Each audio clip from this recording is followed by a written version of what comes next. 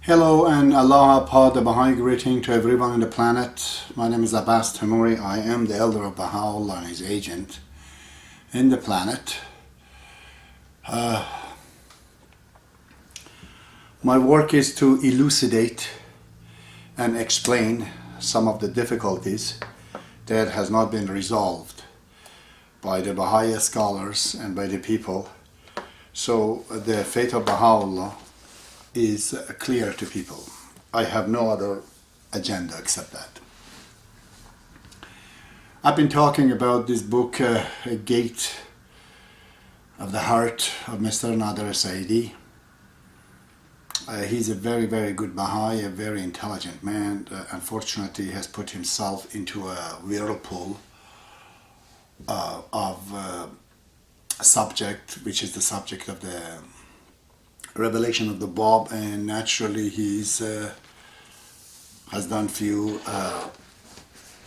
confusing remarks. We will talk about that later. Today, I try to interject into the program and talk about something else. I'm going to talk about the Baha'i concept of unity. And the reason for that is that this is the main teaching of Baha'u'llah and often misunderstood by the Baha'is, never mind by others. So, and what intrigued me to do that is that there's a gentleman from Iran contacted me. He doesn't want me to say his names because he likes to continue to be a Baha'i, registered Baha'i among the Baha'is. He had questions about this issue of the guardianships and whatnot, and he was very pleased to hear my opinions. He did not say that he's agreeing with me, and his point that I would consider you as a friend if you understand that I may not agree with you. That is the reason I'm going to talk about this topic. What is this unity, this secret that Baha'u'llah has brought? Well, the word unity, as you know, all of you know what it is. There are two types of words: tangible words, which can be seen by eyes and ears and five senses. Usually people agree what it is. But when our intangible words, such as love or unity, it seems everybody has his own dictionary. Everybody defines it differently. The way Baha'u'llah has defined unity is unique. It's the first time, I think, in the history of mankind that he brought that up. I've said this before, that it seems in the cycle of Adam is the first prophet of God that distinguishes between bad and good, and that was his teaching. And Noah brought that there is, metaphysics to what we know, and there's God, and Abraham said there's actually one God, and Moses manifested the laws from God, and Jesus brought love and sensitivity and emotions and this sort of things to the faith, and Muhammad brought knowledge. And this is the case with the other cycles, in the cycle of Hinduism, the same thing. So at this point, Baha'u'llah has said, okay, now is the time we all unite. This unity of Baha'u'llah has not been understood.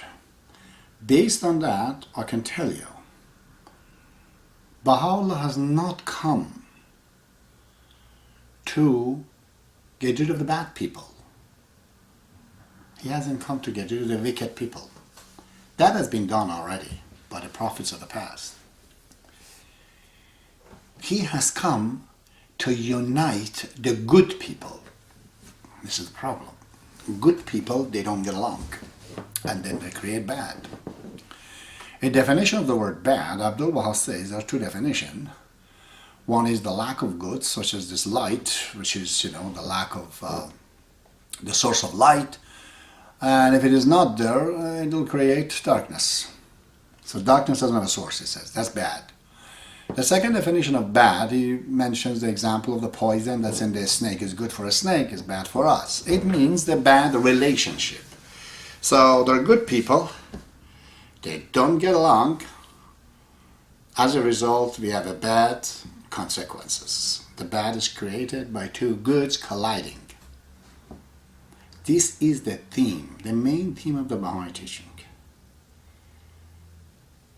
It is called by Shoghi Effendi, it has to be written by gold, anywhere on the planet, everywhere. Unity in diversity. Baha'i faith has not come to get rid of all other religions, to unify the word under the name Baha'i faith or the teaching of the Baha'i faith. Abdu'l-Baha says if you enter a garden with all the flowers are beautiful red, so it's nice for a few days, but it gets boring. Whereas if there was all kind of flowers, all kind of colors, it would be more pleasing to the eyes in the long run. So, Baha'i faith has come to unite the good people, and this recognition of the good is not under the name of Baha'i. Baha'u'llah says no one knows his own end. In the Baha'i faith, a Baha'i is not allowed to think he himself is a good one. Because he says no one knows his own end. Therefore, the word he's a Baha'i or he is not, as a definition of who is good, who is bad, is totally forbidden in the Baha'i faith. Baha'u'llah says the Baha'is are known by their action, not by their words. So, there are a lot of good peoples everywhere.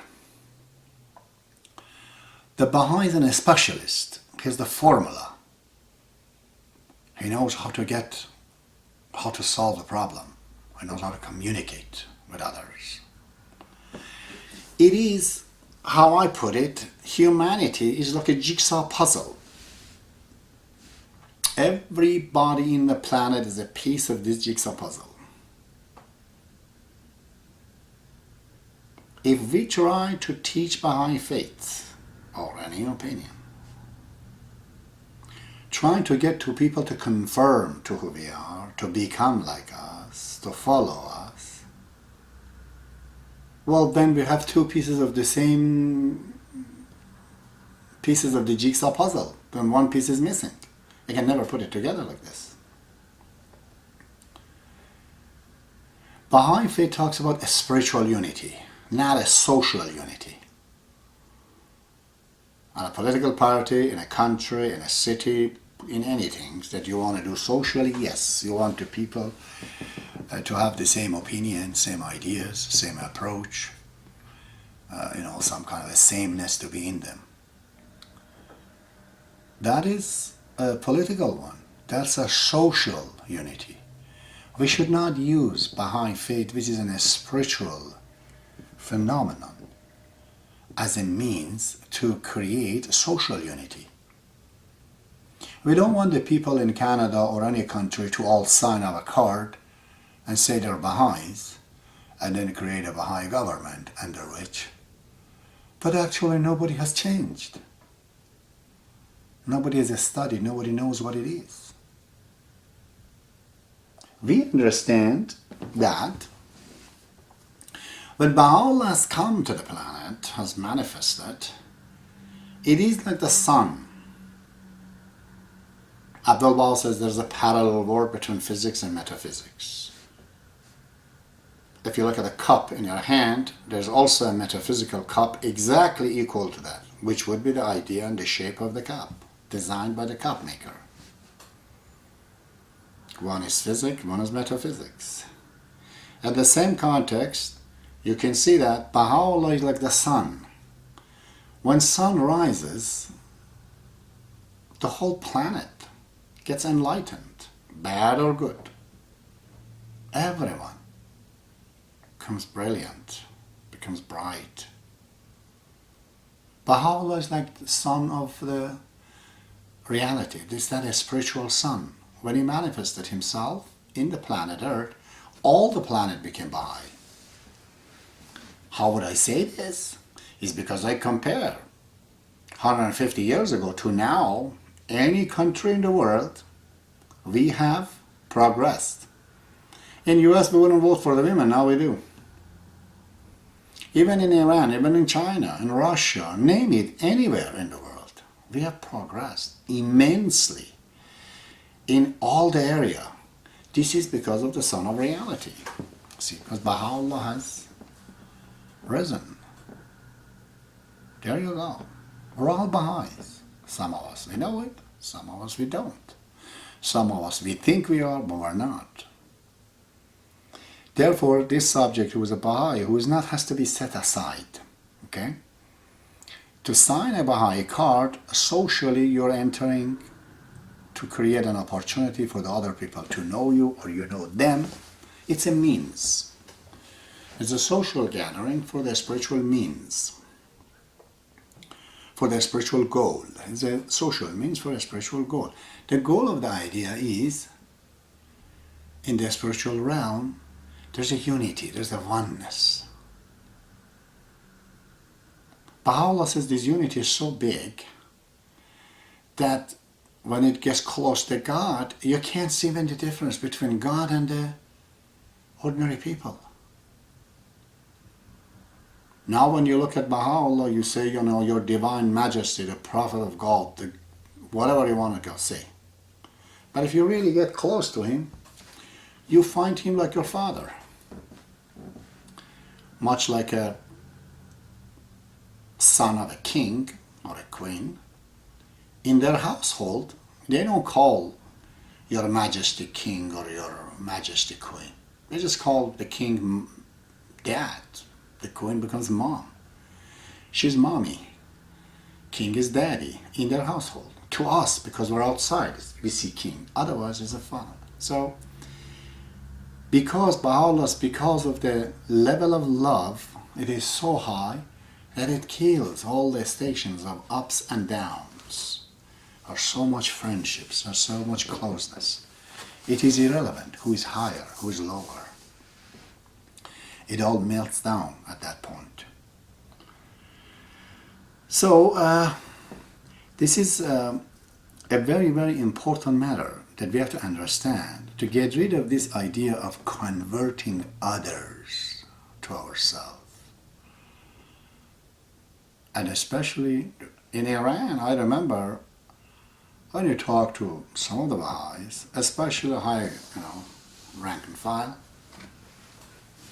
you had to comply with what they say. The moment you disagree with them, they would keep quiet and they write your name down. You wouldn't get anywhere and you would be under suspicions and everything else. I was told by Dariush Wahidi, who is the manager of the Mir'at publication in India, that he was attending the class of Mr.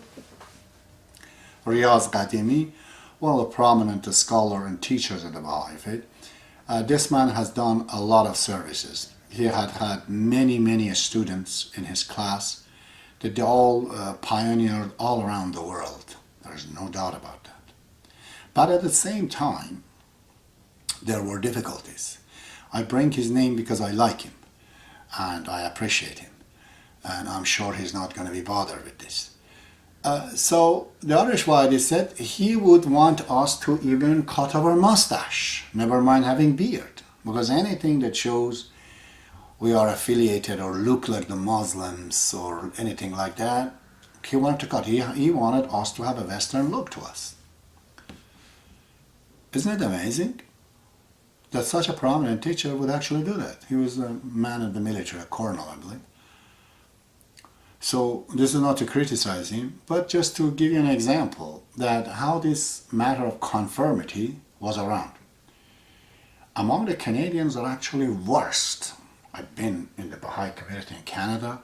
Oh my God, if you disagree with somebody or something, over something, that's it. You lost your friend and they would just disagree with you. Why am I excommunicated. Think about it. You're Baha'is.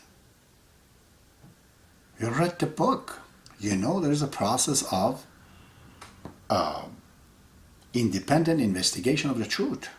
All I have said is that there should be a universal house of guardianship comprised of 5 women to work side by side by universal house of justice, completely based on the Baha'i writings. And I have used the Baha'i wisdom. I did not go spread this around to people. I directly said it to the universal house of justice before I talked to anybody else. In the beginning, there were few people that they were a part of it. They were a contributor of this idea. It wasn't just me. I brought it up and everybody agreed and understood. But as soon as the matter was spread, I said, we have to talk to Universal Laws of Justice because this is a fundamental matter. So we sent a letter to Universal Laws of Justice. They don't want to do anything about it because I don't think those 9 guys, they could get together agreeing upon to shut me down because of simply giving an opinion of freedom of expression. A fundamental matter that surely offends us in the principles of the Baha'i administration, human right, expression, you see. Abdu'l-Baha says Baha'is are free anything to say as long as they're polite, they're not impolite. But freedom is there. Anyways, I didn't spread this around because I thought it might confuse people. Sent to Universal Laws of Justice, they didn't do anything about it. They sent it to the National Spiritual Assembly of Canada. They sent a letter to me that you are excommunicated and we consider you as crazy. They assumed that they are a psychologist. And they told me that you have to actually seek help from psychiatric help to make sure that you are repenting from what you're saying. This is happening in Canada, my friend, you know. Never mind Iran. Don't accuse Iranian government, you know. Talk about the National Spiritual Assembly of the Baha'is of Canada. There can't be anything bigger than that. In the matter of thinking, in the matter of intelligence, in the matter of awareness, in the matter of a spiritual realm. The authority, you see. So, I said to the counselor, how am I going to go talk to my doctor that these are my opinion and I think I'm crazy, I have to go to another doctor, to, you know, a specialist. Well, my doctor would not agree that I'm crazy. So how do I go out of my pocket money to a specialist? I don't think you can approach him in Canada to do that because your general physician has to recommend you to go higher. Something they said that was impossible even to do. You see? So what is this? In Quran, there's a nice verse, a lot of nice verse, beautiful verse in Quran. He says in Arabic, I tell you, أَتَأْمُرُونَ النَّاسَ بِالْبِرِّ وَتَنْسَوْنَ أَنفُسَكُمْ. Are you teaching goodness to people and forgetting yourself? I was watching a video of Mr. Nader Saidi. Now again, it's not just the National Spiritual Assembly. This is going into all the people that are getting higher into the Baha'i studies.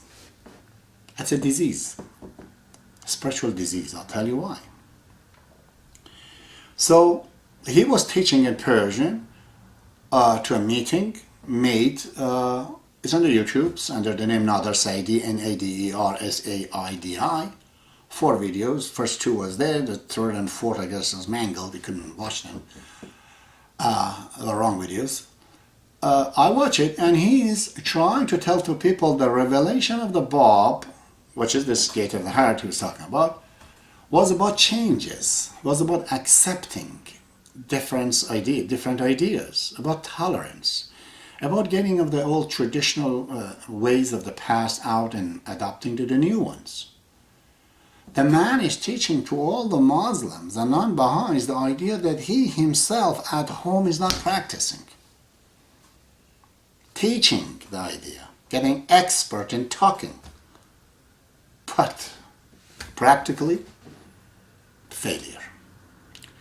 I'm not accusing him that he knows about me, but it is funny, isn't it? That we're doing exactly the same thing to people that with ourselves, we are, admonishing people about. There's a lot to say. There's no end actually to this. So let's talk about a little bit about this Baha'i unity. I'm going to stop this complaint mode. However, there are people in the world that we cannot be united with. You know, Baha'u'llah does not want us to suffer in a relationship. Even in marriage, simply there's no happiness. Abdu'l-Baha says, get separated. There are people that recognize by Baha'u'llah they're wicked. He says, do not associate with the wicked people. And Abdu'l-Baha says, wickedness, the source of the wickedness is ignorance. People are not born wicked, and they're not wicked really. They're created by God, but they've installed wrong videos, wrong program in their head, and they're operating awkwardly. There are people, and they might be good people.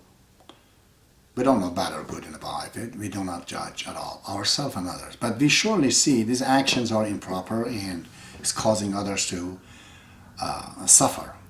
So, yes, we are not supposed, Baha'u'llah does not want us to sacrifice our happiness, our well-being to be with this kind of people. He says, the moment in the relationship you see that you are tolerating overboard, get out. How much? How far? As far as you are happy with that person. I am united with all the members of the government of Iran as long as they are in Iran and I'm in Canada. I'm united. I like and I understand human being everywhere on the planet. I'm even united with those who are bad and they're cut and they're in jail. They have a chance to change. They're a part of humanity. This unity has to be understood. Baha'i faith is a means of communications. It tells us, it teaches us, it's a course how to communicate with people. People seem to be like a cable TV sometimes. There are many channels in them. There's horror channels, there's comedy channels, there's all kinds of channels. Baha'i faith is that remote control in your hand to see this man and do not touch the wrong button to bring other faces of this man up. See, that's what it is. This is what Baha'i faith is all about. A training to communicate with the people in proper way. That, as a result, we end up finding more friends. Baha'i faith is a means of friendship. Baha'u'llah is trying to teach us how to become friends with people. It is not to take the Baha'i faith and just go convert people and get a signature from them, and when you get them signature, it says, okay guys, see you, goodbye. That's political party then. That's a social movement. Don't call it Baha'i faith. You're sticking to the means and the tools and calls it goal. Baha'i faith is just a tool. The result that has to come out of it is between people socially, they become friends, and they connect in a right way together so they can benefit from each other rather than getting harmed. And for your individual soul, as a result of this communication, to become bigger, higher, more exuberant. It is to increase your willpower. There's this boy in Toronto, he 20 years old. He said, I'm a Baha'i, so I'm sure. He read the book and he said, what do? I told him, you have to teach. Start to teach. Otherwise, Baha'i faith is useless. Teaching is number one order of Baha'u'llah. He started to teach, like going really berserk. So many people he started to teach. They beat him up in Toronto. So The boy got so changed that he could smoking, he could drinking, he could even having sex. He says, I'm not going to have it anymore before I marry. His presence became so beautiful, like a delicious food every time you see him. So spiritual. It's just such a fragrance of the spirituality, you know, just glows from his eyes. Oh, how beautiful it is, mankind. You know, when he reaches to his highest level of being. That is what Baha'i faith is made for. So to discover other side of ourselves. It's like a window from Bill Gates, my favorite billionaire. You have to install it in our life, in our soul, so we can operate better as a human being. We're running MS-DOS on our head. We're not using ourselves, the capacities that we could have, the capacity that can attract people. This is one of the biggest passion of mankind. He likes to be recognized. Although that's not bad at all. That isn't a spiritual desire. God says in Islam, I want it to be recognized. That's why I've created everything. To be recognized, not famous. To be recognized for the spiritual power, it's a great feeling. Shouldn't be recognized, I'm the richest, I'm the best, I'm the athlete, I'm the artist. As many people can do that. The moment you see there is something that everybody cannot do it, then that cannot be spiritual. But if it is something that everyone on the planet is able to do it, low, high, illiterate, graduated, whoever, completely, then that's a spiritual. What is that everybody can do? Be nice, be kind, be appreciative, not to be arrogant. That all we can do it, well then that's a spiritual. That's the plan. So we do get affected by the people. If you enter in a room where everybody is crying, well, you will naturally get sad, at least. Or everybody is laughing, you'll smile, you know. Because we're perforated. There's an osmosis pressure going on. From the higher concentration goes to the lower concentration. This is the reason for a lot of people in the West that they're depressed. In the past, there were not too many people around. People in a village, they knew 500 there. At age 30, 40, you know them all. There's nothing new, you know, that they can affect you. But in a society like Toronto, bigger society, every day you meet 1,000 times more people than you would 150 years ago. People totally different culture. And people are like a website. Once you say hello, if there's virus, it gets into you. These viruses are spiritual. The viruses that affects you. And when you do not know why, then you're depressed. If you know why, you're sad. A sad man knows why he is sad. And he goes find a reason and somehow reason with himself, either get what he wanted or he knows why can't he get it, he becomes content. A depressed man doesn't know why he's sad. Because the sickness that he has is not his. He just got it from his friend. This is where Baha'u'llah says, draw the line. You can't go back up. This is why social worker is a very hard job. Nobody can continuously do a 100% good work in it for such a long, long time. I saw one lady on the TV, her name is Sampat, from India. What a marvelous woman.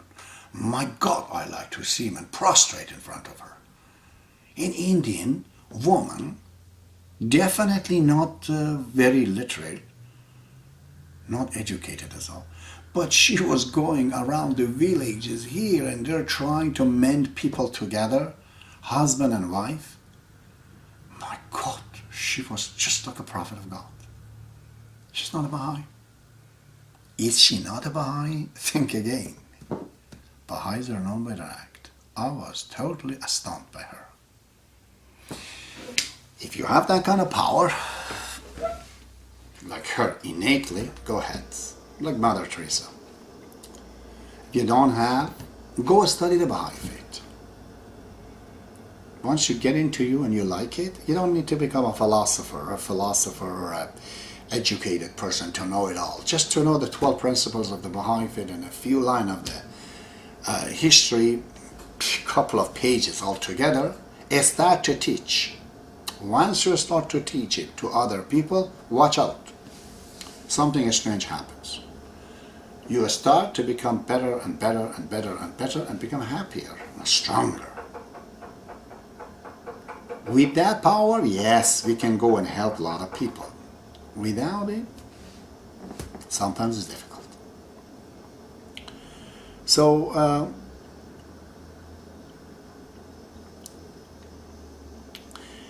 I guess the topic is one of those topics that doesn't have an end. I can talk a lot about it. That what do we do? Maybe, I don't know, in future, since I've seen a lot of sicknesses, mental and spiritual sicknesses, I almost have answers for all of them. My answers are all practical answers. That I can fix it like no one can, and I have done a lot of it for people. I might have to do that at one point. But please remember, I am not speaking to you to be recognized by you. That I'm out. I'm not doing this to become your leader. I'm myself a follower of Baha'u'llah, a bad one.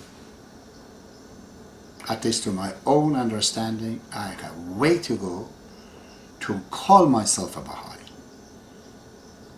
If I have said that I am a Baha'i and I'm satisfied with myself, stay away from me, I'm telling the lie. But that's what my goal is. I don't have any other goal, really. Why I talk these things is because I've learned. I'm a human being. And I'm speaking to you. But I have absolutely seeking no recompense, no need, no recognition, no thank you, no come and talk to us, teach, go to some places to speak. Tons of time I've been asked to go and talk, I don't know, to universities, this and that. I tell them I'm not a showman. I'm not going to talk to people and then they forget all about it. I go one-on-one when I talk. You have to see. And I don't decide about that. Usually it happens accidentally. Then I talk to people. But this is talking general. By the way, if you like somebody to listen to, let me give you a technique. Do not tell to the person you're close to do what you want her or him to do.